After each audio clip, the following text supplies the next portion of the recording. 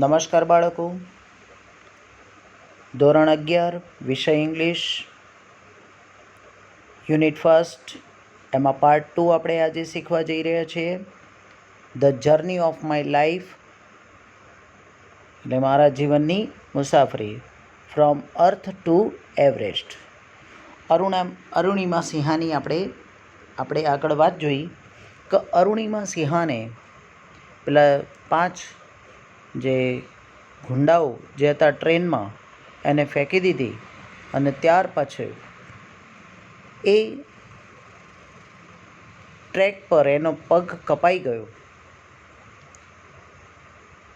તેને હોસ્પિટલમાં એડમિટ કરવામાં આવી. એમ્સ હોસ્પિટલ, દિલ્હીની સૌથી મોટી એમ્સ હોસ્પિટલમાં એડમિટ કરવામાં આવી અને પ્રાઇમ મિનિસ્ટર એ વખતે મનમોહન સિંઘ હતા. એમની સંપૂર્ણ દેખરેખમાં અને એનો સંપૂર્ણ જે ખર્ચ હતો એ ઇન્ડિયન ગવર્મેન્ટે ઉપાડી લીધો. અને હવે આપણે એના વિશે શીખવા જઈ રહ્યા છીએ. તો શરૂ કરીએ છીએ. Scene number 3. On 28 February 2012, almost a year after I was pushed out of the train. એક વર્ષ પછી મને ટ્રેનમાં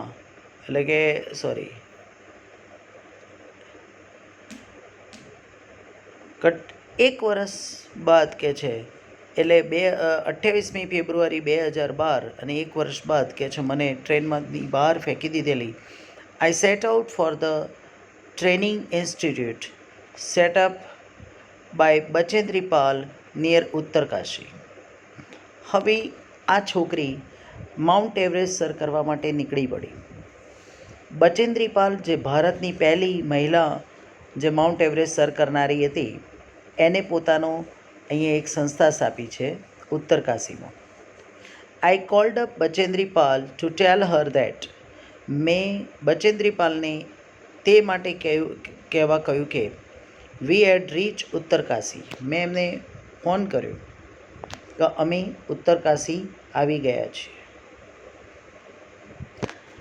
શી was surprise at how quickly I had reach. Bachendri પાલને આશ્ચર્ય થયું કે આ કેટલી ઝડપથી આ છોકરી રિકવર થઈ ગઈ અને અહીંયા સુધી પહોંચી ગઈ. After this my confidence સ્કાયરોક્ટ.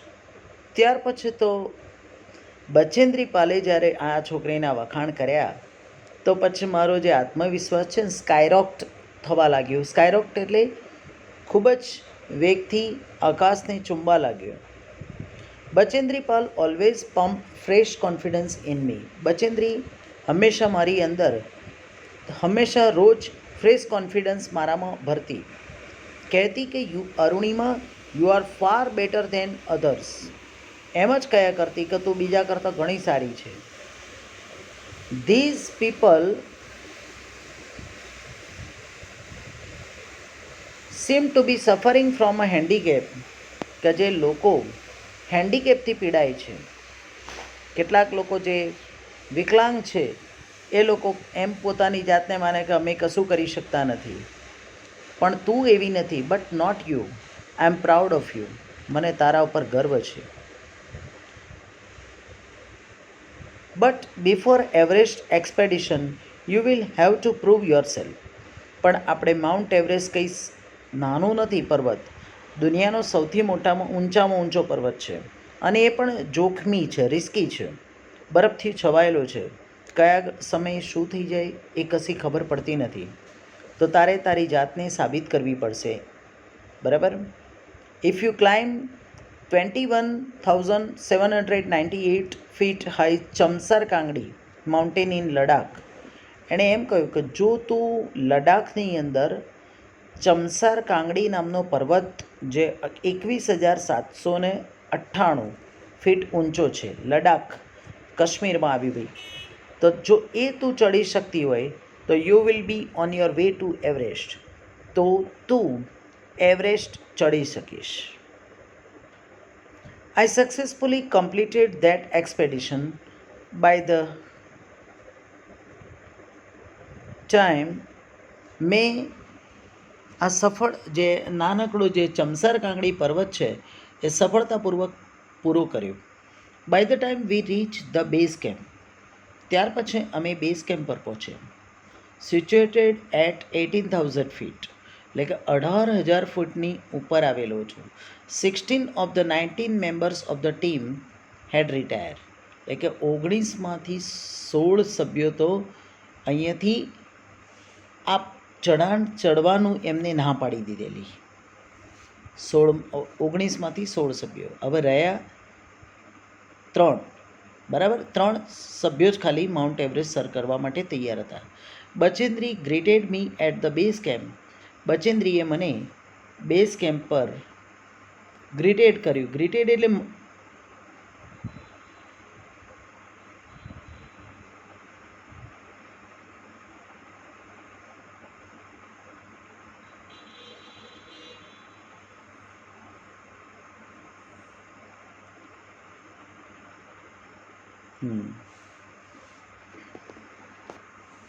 બચેન્દ્રીએ તેને જે બેઝ કેમ્પ કહેવાય, જે માઉન્ટ એવરેસ્ટનો તળેટીનો ભાગ છે, ત્યાં એને એનું સ્વાગત કર્યું. મેરી શેરની she said and took me in her warm embrace, તેણે આમ કહીને તેને આલિંગન આપ્યું. વોર્મ એમ્બ્રેસ એટલે શું? આલિંગન આપ્યું, ભેટી પડી. In the evening Bachendri Pal announce that I was finally ready for Everest, સાંજે બચેન્દ્રી પાલે જાહેર કર્યું કે હું માઉન્ટ એવરેસ્ટ માટે તૈયાર હતી. She also assured me that, તેણે મને પણ ખાતરી આપી કે she would talk to the officials at Tata steel for sponsoring my Everest dream. એની એ પણ ખાતરી આપી કે આનો ખર્ચો હતો ને મિત્રો, તમને કેટલો ખ્યાલ આવે છે કે માઉન્ટ એવરેસ્ટ સર કરવો એટલે કંઈ ઓછો ખર્ચો નથી આવતો. એના માટે લગભગ 14 થી 15 લાખ જેટલો ખર્ચો આવે છે માઉન્ટ એવરેસ્ટ સર કરવું એટલે. ટ્રેનિંગ છે, મેડિકલ ચેકઅપ છે, પરમિશન છે, ઘણું બધું. ત્યાં 2 થી 3 મહિના રહેવું પડે, ઘણો બધો ખર્ચો આવે. તો એનો ખર્ચો આ બચેન્દ્રી પાલે એમ કહ્યું કે ટાટા સ્ટીલ કંપનીને હું તારા માટે સ્પોન્સર કરે એવું હું વિનંતી કરીશ કે છે. હવે શું થાય છે જુઓ. C number 4. I arrived at Everest Base Camp on 11th April 2013. હું 11 એપ્રિલ 2013ના રોજ એવરેસ્ટના બેઝ કેમ્પ પર આવી ગઈ. આ છોકરી અરુણિમા સિંહ બેઝ કેમ્પ પર માઉન્ટ એવરેસ્ટ સર કરવા માટે આવી ગઈ. Exactly 2 years had passed since I was thrown out of the moving train. મને ચાલતી ટ્રેનથી ફેંકી દેવામાં આવી ત્યારથી 2 વર્ષ પસાર થઈ ગયેલા. At the camp nobody seem to know that I had an artificial leg. At the camp એટલે કે કેમ્પમાં, નોબડી સીમ ટુ નો એટલે કે કોઈને પણ ખબર નહોતી કે મને કૃત્રિમ પગ હતો, આર્ટિફિશિયલ લેગ હતો. આર્ટિફિશિયલ એટલે શું? કૃત્રિમ. One day while returning my left leg, એકવાર પાછળ પડતી વખતે, ઉપરથી નીચે આવતી વખતે, my left leg got wet with snow, મારો જે ડાબો પગ બરફના કારણે ભીનો થઈ ગયેલો.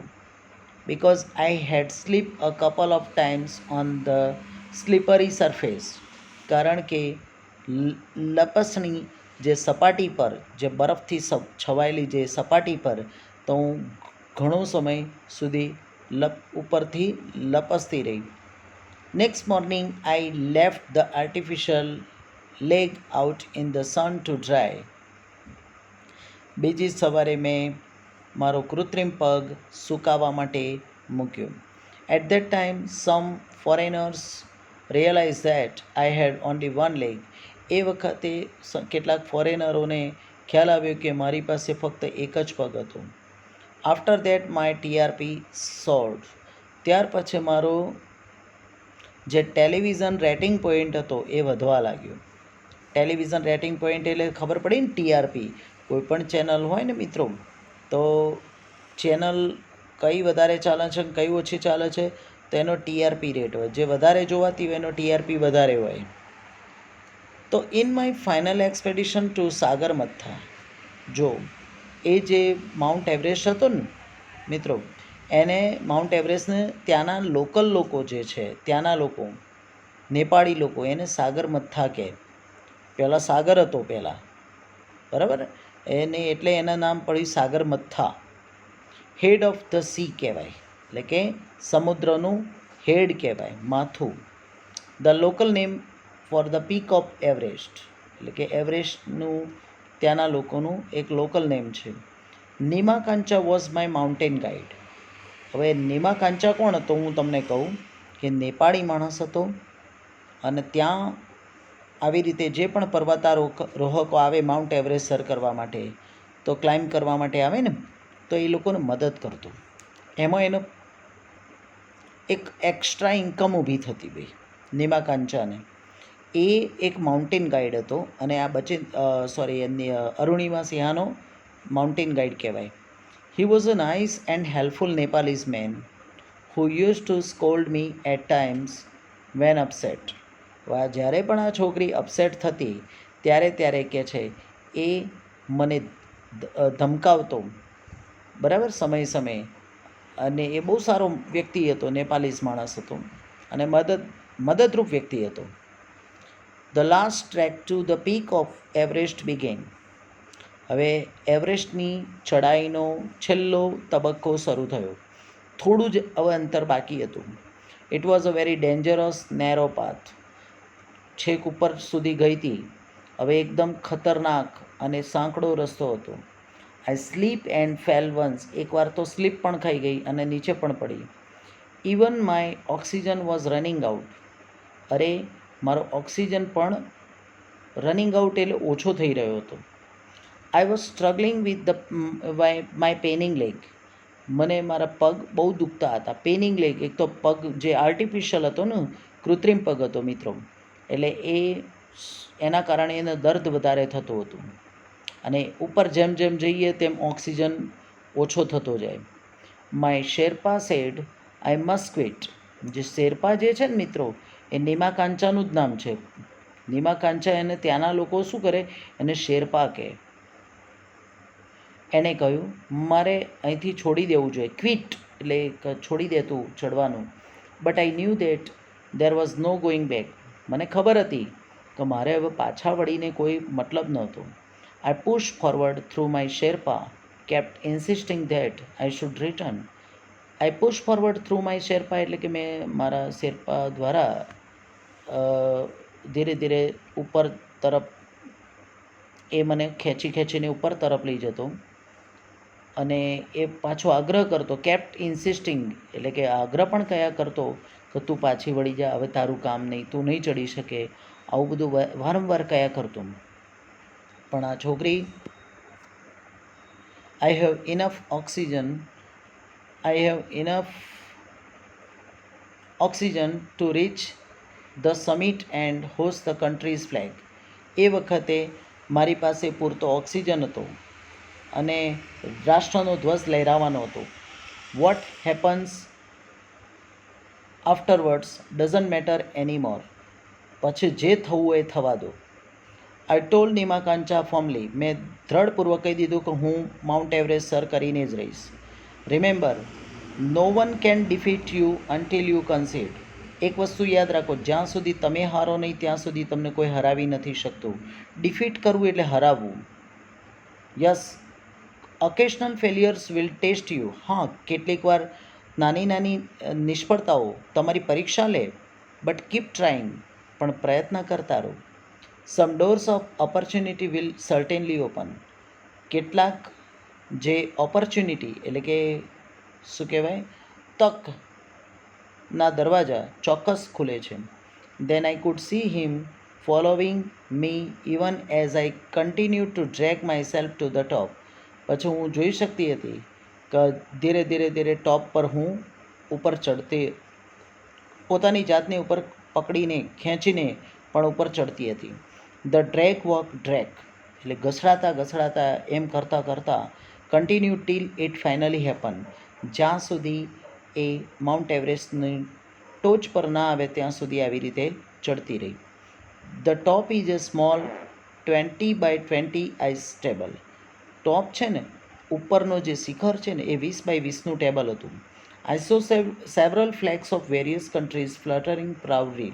ત્યાં મેં ઘણા દેશોના ધ્વજોને ગર્વથી લહેરાતા જોયા. I had lived this moment so many times in my mind that, હું મારા દિમાગની અંદર એ ક્ષણોને ઘણા સમય સુધી એ દિમાગની અંદર રાખી. That I did not have to be told that finally I had arrived. હું એવું કહેવા નથી માગતી કે અહીંયા સુધી હું પહોંચી તો ગઈ, કે પાછી કહેવા નથી માગતી કે ભાઈ આ ચડી ના શકે એમ. એટ 10:55 AM, સવારે 10:55 ઓન 21 May 2013, એટલે 21મી મે 2013, I was on the top of the world. હું દુનિયાના શિખર ઉપર હતી. 21 મે 2013ના રોજ અરુણિમા સિંહા દુનિયાના સૌથી ઊંચા શિખર પર ચડી ગઈ, એક જ પગે એમ કહીએ. I felt like dancing, crying and laughing at the same time. એ વખતે મને ડાન્સ કરવાનું ગમતું, રડવાનું પણ ગમતું, હસવાનું પણ ગમતું. My mind was kaleidoscope of emotions. મારું જે દિમાગ હતું એ લાગણીઓનો કેલિડોસ્કોપ હતું. Everyone has a reason to be live. દરેકનું જીવવા માટેનું કારણ હોય છે. Maybe this was mine. કદાચ એ જ મારું કારણ હોઈ શકે. I held my flag and raise both my hands high up. મેં મારા ધ્વજને ઊંચો કર્યો. આઈ હેલ્ડ માય ફ્લેગ, મારા રાષ્ટ્રનો ધ્વજને, અને બંને હાથ ઊંચા કરીને રજિસ્ટર માય કન્ટ્રીઝ રેકોર્ડ, મારા દેશના રેકોર્ડને અહીંયા નોંધાવી દીધો. અહીંયા આપણું ચેપ્ટર પૂરું થાય છે મિત્રો. બરાબર. હવે નેક્સ્ટ ટાઈમની અંદર આપણે આની એક્સરસાઇઝ